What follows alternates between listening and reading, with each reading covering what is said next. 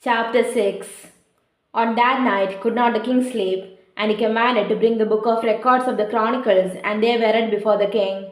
And it was found written that Mordecai had told of Bigthana and Teresh, two of the king's chamberlains, the keepers of the door, who sought to lay hand on the king Ahasuerus.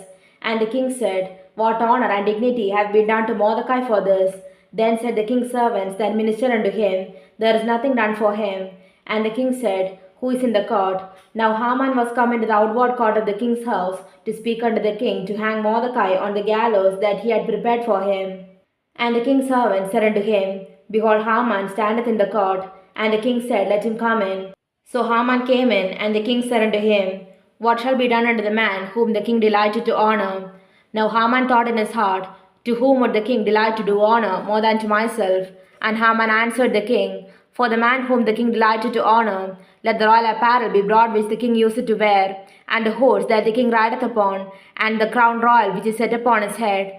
And let this apparel and horse be delivered to the hand of one of the king's most noble princes, that they may array the man withal, whom the king delighted to honor, and bring him on horseback through the street of the city, and proclaim before him, Thus shall it be done to the man whom the king delighted to honor. Then the king said to Haman, Make haste, and take the apparel and the horse, as thou hast said, and do even so to Mordecai the Jew, that sitteth at the king's gate. Let nothing fail or fall that thou hast spoken.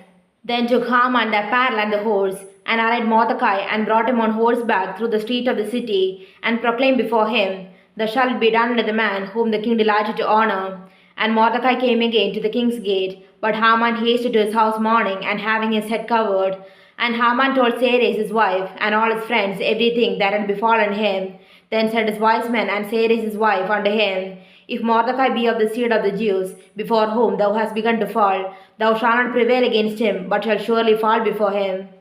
And while they were yet talking with him, came the king's chamberlains, and hasted to bring Haman unto the banquet that Esther had prepared.